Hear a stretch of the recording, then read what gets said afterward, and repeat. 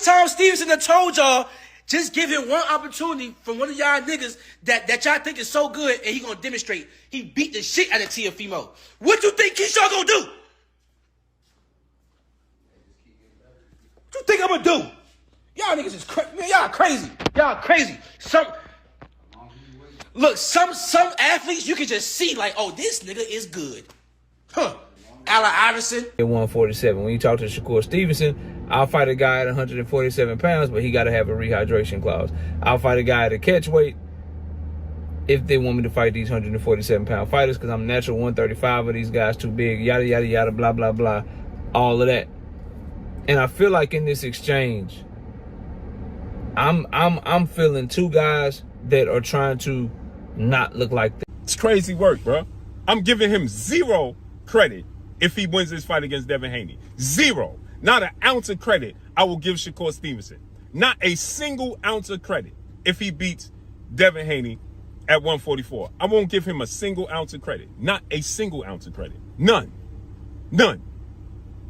The boxing world has just been turned completely upside down, and it all began with one unexpected social media post that caught everyone off guard. For years, boxing fans have been waiting to see Shakur Stevenson and Devin Haney finally settle their rivalry inside the ring. But every time serious talks began, the negotiations fell apart over money, purse splits, or weight class disagreements, leaving many convinced this blockbuster showdown would never happen. Then, out of nowhere, everything changed when a heated online exchange exploded and completely flipped the narrative.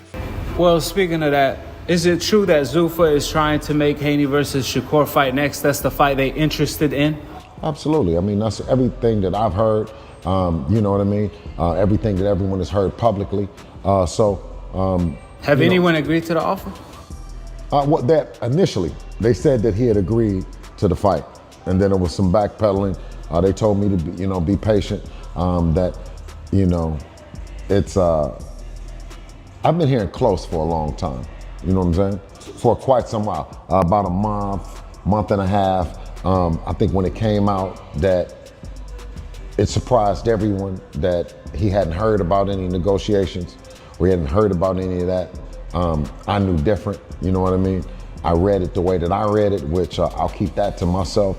But yeah, I mean, so to be clear, that's an offer on the table right now by Zuffa for Shakur to take to fight. Devin Haney stepped forward with a direct and uncompromising challenge, asking Shakur Stevenson if he was willing to fight at a strict 144-pound catchweight. Instead of ignoring the proposal or asking for different terms, Shakur responded immediately with just one word that sent shockwaves across the boxing world. Yes, music. In that instant, one of boxing's biggest dream fights transformed from a distant possibility into a very real and dangerous showdown that suddenly felt closer than ever.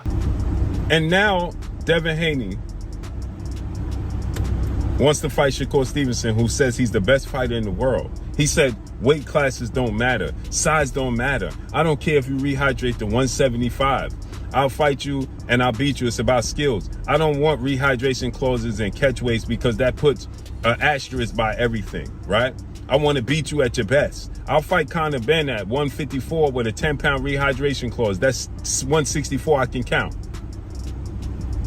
I'm the best fighter in the world. That's what he said.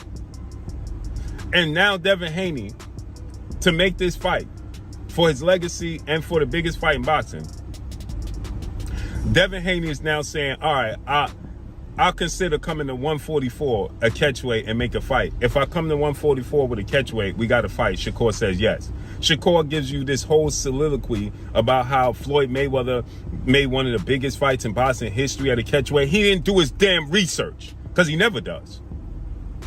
I'm sick of the sport of boxing, bro. I'm sick of the politics.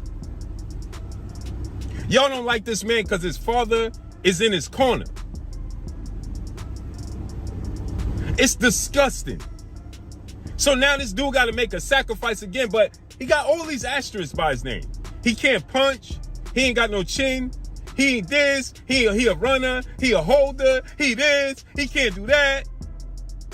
He's scary. But for every damn big fight for his career, he got to be the one to make a sacrifice.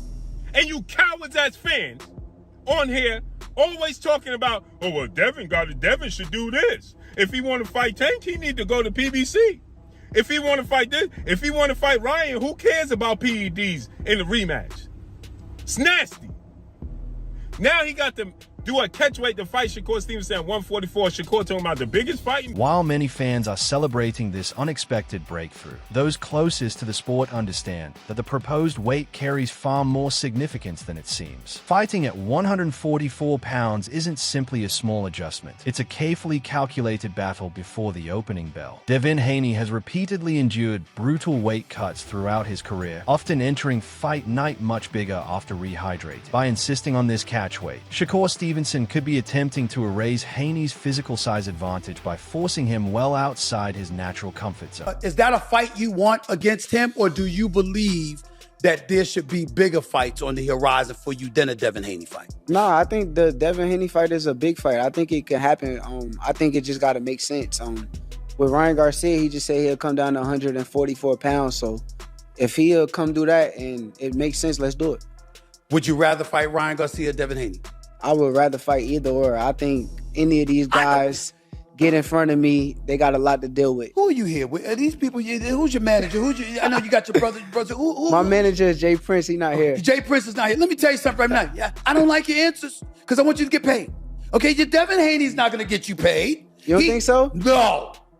Why don't you think that? Because, look. He's a big name. I'm a big name. He's not that. Look, everybody wants to see that fight. Let me be respectful because I like Devin Haney. I'm going to tell you a quick story. You tell me whether you agree with me because you the boxer. You the champion, all right? By the way, my ignorant ass, I was years ago, it's funny, one of the funniest boxing moments ever.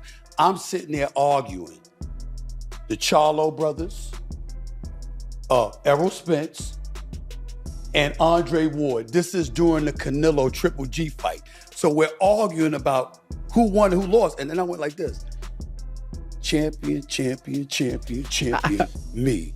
I need to shut the hell up. I might need to shut the hell up. I mean, I got to know my place, okay? So I know who I'm talking to, right? And I defer to y'all who actually do it. At the same time, Devin Haney understands exactly how weight negotiations can become a powerful weapon, having previously benefited from carefully negotiated catchweights against dangerous opponents such as Jose Ramirez. At this level, it's a physical and mental chess match where many believe the outcome can begin on the scales long before either fighter throws the first punch. Thought it went from hot to cold, it went from cold to hot yet again, as Devin Haney agrees to move down to 144 to fight Shakur. Previously, yesterday, Devin Haney and Shakur went back and forth where Devin Haney told Shakur, whenever you're ready to move up to 147, let me know. For now, I'm going to fight Keyshawn. And then Bill stepped in and was questioning Shakur, where he said, first, it was the money issue. Now it's a weight issue. And then followed up by telling Shakur, how am I tricking the fans when you are the one that told the fans there's no offer on the table for you to fight Devin Haney when Zuffa is begging for the fight? And now Shakur responded to all that, where he said 144 is fair for two champions in two separate weight classes. Floyd and Canelo made one of the biggest fights ever happen at a catchweight. If y'all seriously wanted the fight, it could be easy to make. Y'all fought Jose Ramirez at that weight. Just as fans across social media started analyzing every detail of the proposed agreement, another major name suddenly entered the conversation. Keyshawn Davis jumped online with no filter whatsoever and unleashed a passionate reaction. He didn't hold anything back, staring directly into the camera while accusing Shakur Stevenson of trying to steal the spotlight and take over the moment that he believed should have belonged to him. So you got a guy willing to lose more weight not to fight me? Scary. Scary. Scary. You try to fight a dude, I'm saying though, he trying to fight a dude at 140 pounds. This man is 140.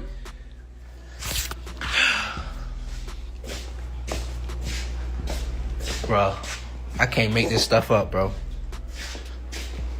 You're willing to lose more weight so you scared of me, bro.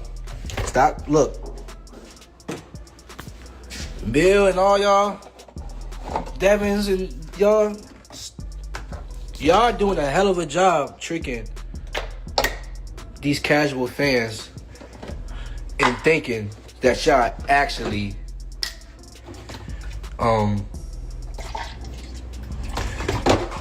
is whatever y'all is. Like, y'all need to stop doing that. That heated exchange quickly sparked accusations of hypocrisy from boxing fans and respected analysts alike. Many immediately pointed to what they viewed as a clear double standard in Shakur Stevenson's recent decisions. Critics noted that Shakur showed no hesitation about accepting a potential fight with Conor Benn at the full 147-pound limit. Yet when Devin Haney became the opponent, Shakur suddenly insisted that Haney come all the way down to 144 pounds before the fight could happen. Shakur is talking about unfazed, right? But this is the real one I wanted you guys to see.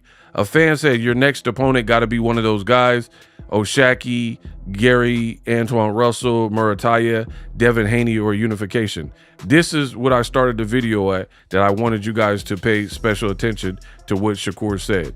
This man says, I could fight anybody on the planet and make a bag now. Ain't that some ish? You want to be my next opponent? So, bro, Shakur has lost so much credibility. All of these dudes have proven to be exposed. When Tank Davis was like, F you, pay me, right? All these dudes and their fan bases had a problem with it. They were like, how could Tank? All he cares about is money. He's like Floyd Mayweather. He don't care about legacy.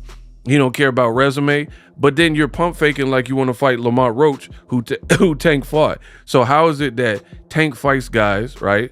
And they say his resume is terrible, but everybody want to fight Ryan Garcia. People are calling out Frank Martin. People want to fight Rolly. Remember, Devin allegedly wanted to fight Rolly. He did fight Ryan Garcia after Tank, right? So if Tank's resume is so bad, why are people trying to fight the Roaches of the world and all these guys that Tank blew up because their names got associated with Tank and now they got on that world stage, right? So it looked bad. It looked really bad. That's why people online are calling them the boxing Avengers. All these guys, Hitchens, Ray Ford, Shakur, Lamont Roach, they're acting like they're the Avengers of the Justice League and don't want to fight each other, Keyshawn included. And now people are like calling them.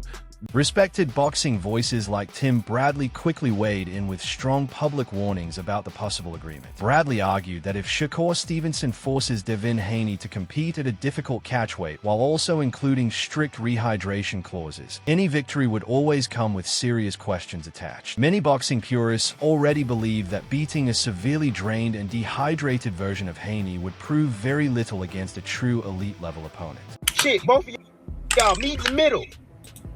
144. The other one said 146. I heard your pop say 146. Meet in the middle, 145. That's how you negotiate. 145. Come on. Shakur coming up, what, 5 pounds? You coming down 2 pounds. That's even. Shit, 5'2". That's even. Shit. Mayweather, 2009. Bought a 135-pounder. Who was that? That was Marquez. Yeah. And they met at what? 144. However, Mayweather came in at 146. Okay, supposed to meet at 144. Shit, you had Marquez came in at 142, but he still slid in that ring with Mayweather. Shit, he had no problem with it. He got paid extra money or whatever. He lost. It is what it is. Shit, both. And at the end of the day, dog, it was a problem him blowing off that weight. It was a problem. You know, Mayweather didn't respect the weight, so it was a full-fledged fight. It wasn't a catch weight then, Tim. That's a horrible comparison. It wasn't a catch weight then. It was a full. So basically, you telling Shakur Steve's fight Devin Haney and Haney blew off the weight, which, you know, Haney would have every right to blow off the weight, in my opinion, because of what Ryan Garcia did to him and how people don't factor that in. And I'm gonna play another clip too in a minute, but no. I'm not coming down the way for Shakur Stevenson. Stop fucking lying when you do these interviews. You said you go up to 54 for Conor Benn. You'll go up to 47 for Conor Benn. No, be a man of your word. Oh, I don't like to do all the rehydration clauses. That shit is soft. Tank is soft. Keep your Beyond all the online arguments, today's boxing landscape creates even bigger complications. Sanctioning bodies have become increasingly willing to strip champions of their titles when mandatory challenges are ignored. By moving down to 144 pounds, Devin Haney could risk walking away from his championship status simply to settle a personal rival, adding even more confusion. The people closest to both fighters don't appear to agree. Bill Haney publicly stepped in and pushed back against his own son's online comments, making it clear that Devin has no interest in putting his body through another extreme weight cut. According to Bill, it's 147 pounds or nothing, exposing a major gap between social media negotiations and what may actually happen once contracts are placed on the table. But listen, let's not get any more graphic because we want it to get out to all the listeners that what's really going on. I mean, what kind of performance when you step up, you fight a champion in George Kambosos over in Australia. I mean, listen, let's be honest. Lomachenko ducked the fade. Lomachenko didn't want to go to Australia after George Kambosos put that hellacious ass whipping on Teofimo Lopez. And now we're building Teofimo Lopez up to be the guy that he is. Okay, I don't have any problem with it.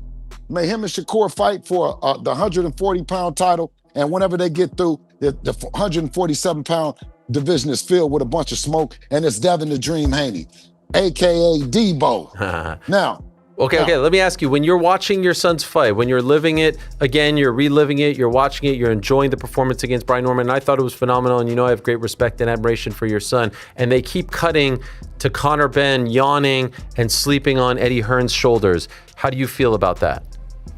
Well, I didn't know what kind of, you know what I mean? I'm a guy that's I'm open to a lot of things. I don't know if that was a section where it was the soft porn. I don't know what was going on, but it looked real suspect to me. It didn't look like energy coming from a real UK fighter. When you look beneath the surface of everything happening, it starts to feel like a masterclass in boxing strategy and public manipulation. Is Team Haney using the excitement surrounding a potential Shakur Stevenson mega fight to shift attention away from a dangerous mandatory challenger like Keyshawn Davis? Or is Shakur Stevenson patiently setting the perfect trap, hoping to face a weakened and vulnerable Devin Haney under favorable conditions? Let us know what you think about this entire situation in the comments below. That's all for today's video. If you enjoyed it, be sure to leave a like, subscribe, and turn on notifications so you never miss our future uploads. Don't forget to share your opinion in the comment section, and we'll see you in the next video.